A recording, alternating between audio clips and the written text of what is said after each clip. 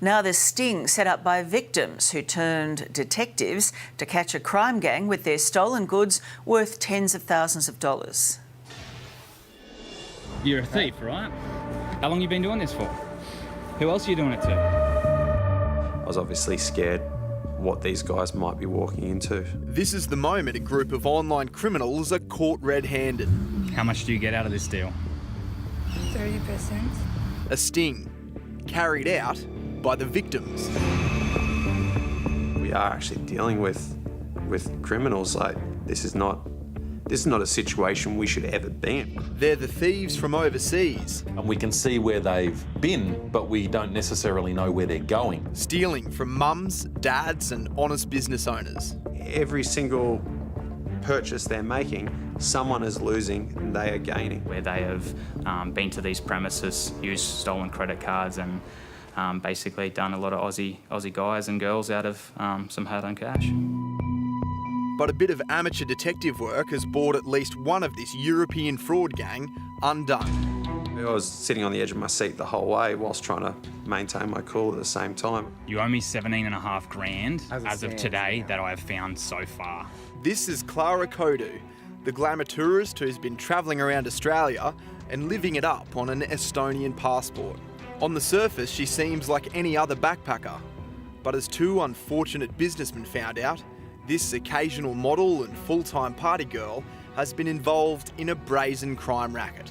It deepens and deepens and deepens. Tim Bevan and Andrew Ma run a surfboard business which became a target of Clara and what appears to be an elaborate network of Estonian scammers. Andrew said it all started with a notice from the bank saying some of their stock had been purchased online using stolen credit cards. A day later, we had another one, and then over a week period, we had accumulated about 7.5 grand worth of chargebacks of fraudulent credit cards. By the time that figure ballooned to $17,000, Tim and Andrew had found their product being resold on the internet. With a bit of detective work of their own, they soon unravelled a systematic crime network and tracked down those responsible. We checked eBay, Gumtree, where the people would potentially purchase a product and then try and resell it for cash. Just weaving his way through torrents of information to find out an address, friends, phone numbers, where they hang out, what they do. These criminals are stealing people's credit card details and using them to pay for goods online. When the fraudulent payment is detected, the bank contacts the business and takes the payment back. That money is returned to the credit card holder while the business has lost its product. The fraudsters then sell their stolen products online for cash. We contacted Acorn as well as our local police stations, but nothing could be done in that sort of instant. We thought, when is this going to end? We're left with $30,000, $40,000 out of pocket by the time this sort of finishes up. With seemingly no other option, Tim and Andrew took matters into their own hands. They posed as someone wanting to buy one of their stolen surfboards and travelled interstate to confront the culprits. We went into the building unbeknownst to who would be in there and what they were carrying. There could be thugs, there could be people with weapons, there's just people that are up to no good. So yeah, there was definitely how did you find that? When we actually found the residence, we were scared. The culprits turned out to be a group of young Estonians sleeping off a hangover. The ringleader was Clara Kodu. You've stolen my product.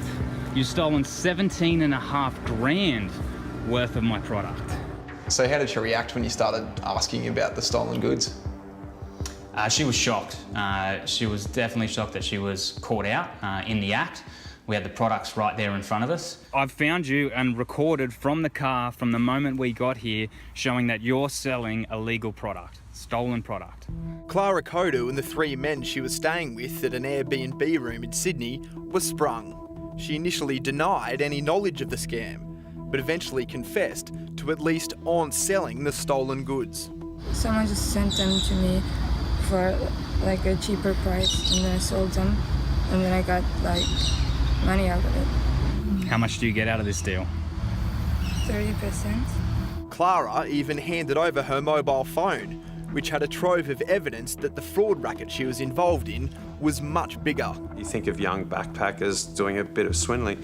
We're talking about possibly hundreds of thousands of dollars of goods. This is not small-time crime. While Tim and Andrew took their evidence to police after this confrontation, to date, no one has been charged over the fraud. I don't think we're protected enough for those avenues.